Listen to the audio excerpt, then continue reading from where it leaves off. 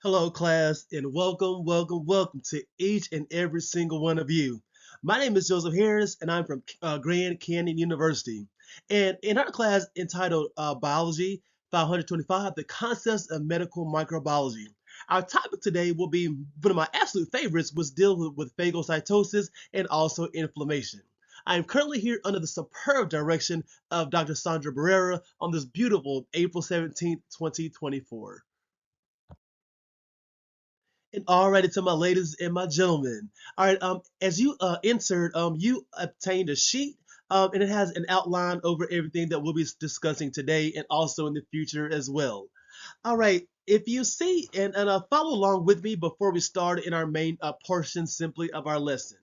So our objective for today, it reads, students will be able to explain the stages of phagocytosis and inflammation. I'm going to give you a moment right now to annotate, or in other words, highlight some terms again that stick out to you within this objective. I'm going to give you a moment. And in this moment, we're going to think about certain things. What are key terms in this objective? Again, what are some things that stick out to you? Again, let's activate our prior knowledge. What do we know about anything? Such as the word phagocytosis. Maybe we've seen that word in high school biology class, possibly an AP biology class, possibly even a chemistry or physics course. So we're going to think about what is phagocytosis. Also, inflammation.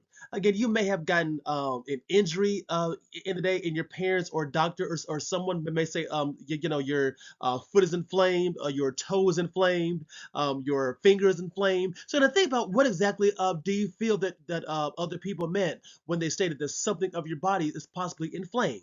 And also, and I'm going to open the floor to everyone. Raise your hand and someone tell me what exactly is the purpose of learning this objective. Thank you so much to everyone for that discussion. Y'all did a phenomenal job. You're very, very professional, very academically driven. So kudos to each and every single one of you for your engagement within our objective as we move forward.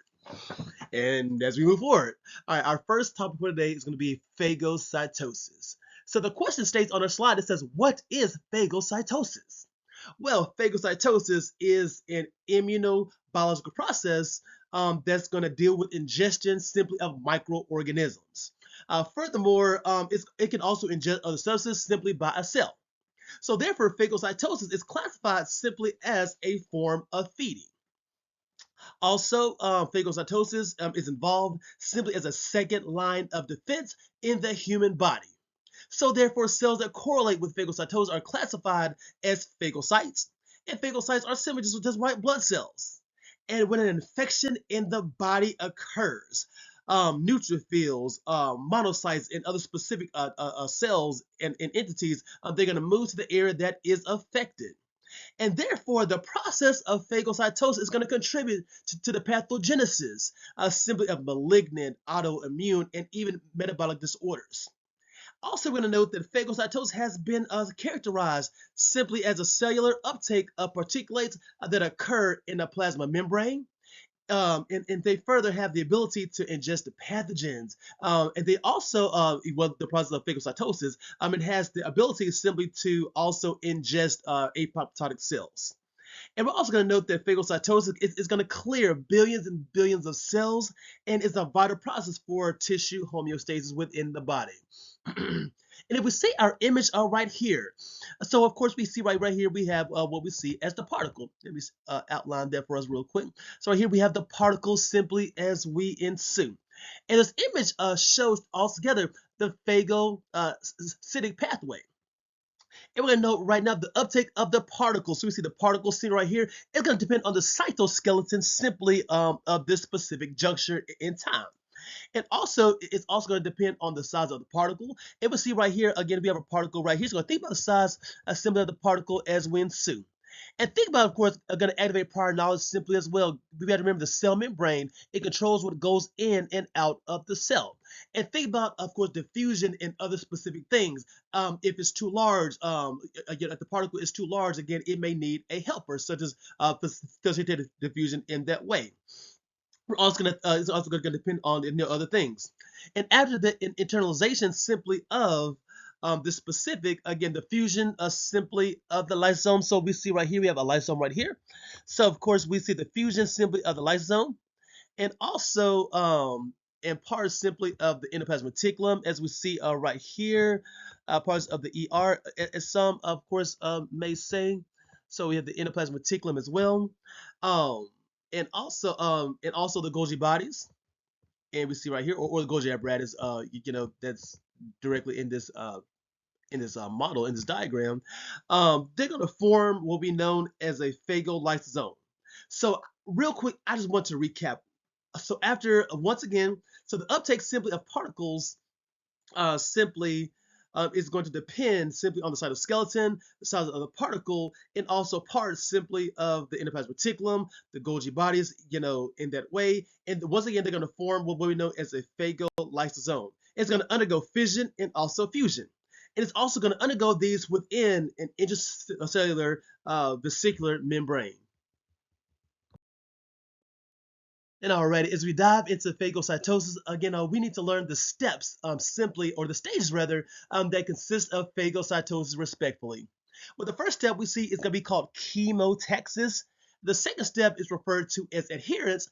The third discuss ingestion, and the fourth and final step simply phagocytosis deals with digestion.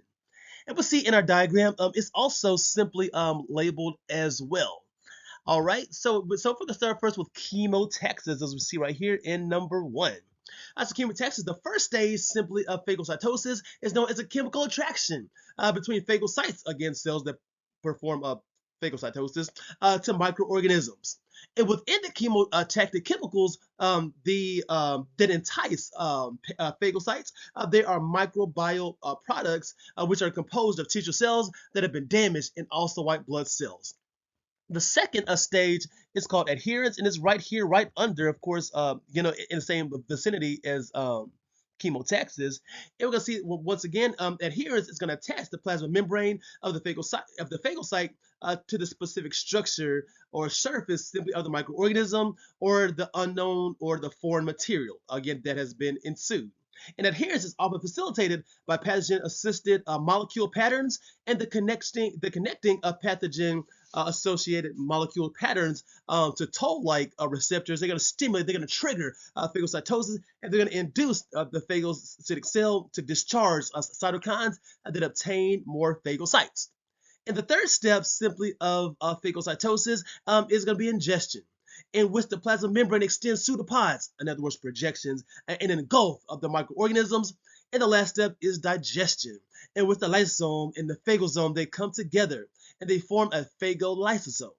And furthermore, the constituents simply of the phagolysosome, again, that come by means of ingestion, are digested within the phagolysosome. Alrighty, so a research study that deals with phagocytic activity is a research study conducted by Maxud and his and researchers. All right, well, Maxud and his research, they conducted a study that corresponds with phagocytic principles, and the researchers they use levamisole, which is a medicine that's used in humans and also in veterinary medicine, and is used to strengthen, or in other words, enhance responses that correlate to macrophages and T lymphocytes of mammals in that way. And again, and the research is simply of the study, again, they use fish in the study in order to learn about enhancing or strengthening immune responses that are non-specific. Furthermore, levamisole embraces the ability to upregulate immune responses that are non-specific in species of fish, such as carp, such as rainbow trout, and even other specific species of fish.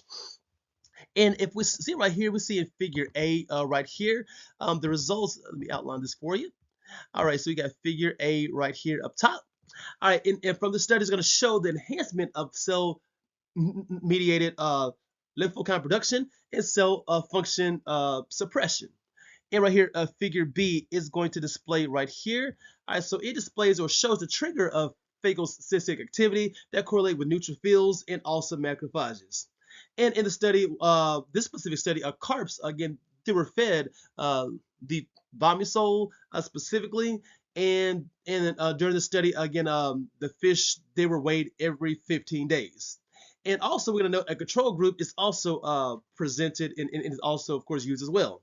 And if we see right here, of course, so we have our key. So we have D1, D2, D3, and also D4. And we see they're on both specifics simply of our graph. So we got D1 once again, D2, D3, and also D4. And we're gonna note right now the D1 is the control group. So D1 is the control. So right here we got the control. And we see, of course, it's also denoted within our specific patterns. So D1 is going to be the control. D2 is going to be the vamisole, and only is going to deal with what D2, excuse me, is going to deal with this particle or with this medicine, and only going to have 100 milligrams. D3 has 200 milligrams, and D4 has 500 kilograms. And as a result of the study, the increased phagocytic activity simply was compared to the control group, and it did increase in a swift manner. In other words, so therefore the responses they did increase significantly simply when compared to the control group respectively. And furthermore, the same doses of levamisole, again, they proved to be equally effective in stimulating growth of the common carp. And we're also going to know right here that the asterisk marks simply of these specifics. Again, they show simply that the growth or there was a difference significantly in the growth. And all right, so ladies and gentlemen, our second part of our lesson is going to deal with inflammation. Well, when tissues of the body simply become damaged, a defensive response known as inflammation is going to occur. And inflammation is a proponent simply of the immune system, and it's also associated with infections. Inflammation is going to respond to tissue damage and foreign invasion, and inflammation is going to inactivate or destroy invaders. It's going to take away debris. It's also going to prepare for healing of the body in that specific area. And inflammation may be categorized as a second line of defense, such as phagocytosis. And signs of inflammation may be redness, maybe swelling, heat, and even more so. And inflammation may be acute. In other words, the signs, of course, can be developing swiftly, and it may last for a few days or even a few weeks. Or inflammation, again, it may be chronic, in which signs, of course, develop slowly, and of course, it may last for months or even years. All right, and we have three main stages rather, of inflammation. And the first begins with the tissue damage in that way, and we see bacteria is involved. In other words, with the dermis and also the epidermis as well. And for the second step, we see the vasodilation simply of blood vessels as we continue through our study. And we see right here, this is going to allow, again, blood vessels to be increased. It's going to allow the process of phagocyte also migration. Also going to note that with vascular reactions and phagocytosis, the chemicals such as cytokines and prostaglandins are discharged simply by cells and that have been damaged, and a blood clot is formed. And after blood clot is created, the abscess also forms simply as we ensue right here. So here we see the blood clot right here. And also we see the abscess also is forming simply as well as we ensue. So we have a blood clot forming, and the abscess also starts to form as well. And also, we're going to note that phagocytes, again, they're going to bind and connect to the endothelium, and then phagocytes, again, they're going to go into the area between the endothelial cells, including bacteria, and then that's when phagocytosis is going to occur. And the third step, we see right here, again, we see a scab, of course, is going to form simply as well in our third step. In other words, that's going to deal with the repairing of the tissue, excuse me. All right, so scabs are going to form, which is a part of the repair of the damaged tissue. And the dermis and epidermis, we're going to see right here, it's right here on the bottom, actually, the tissue repair. And we see right here, and that's, of course, where the epidermis and the dermis, they are going to be regenerated. All right, and our last slide is going to deal with a study regarding acute inflammatory response as it was dealt with mice. All right, so Clark Marker, she used germ-free mice for her study, and germ-free mice, again, they are more susceptible simply of like salmonella, and other forms of sickness. And the intestinal flora simply of mice, again, they were indispensable simply to mediate a recruitment simply of monocytes to particles, again, that were indeed sterile. And pre-treatment of mice, again, that were treated with antibiotics was necessary in order to restore the migration simply of neutrophils. Well, this study, it provided insights about specific roles simply of microbiota, simply in the mediation of inflammation. That's acute. And once again, just recap, acute inflammation simply, of course, deals with signs, of course, that may develop simply in a quick manner, and again, may last just for days or weeks. And furthermore, the study concluded that germ-free mice displayed a reduction with infiltrating neutrophils when compared to pathogen-free mice.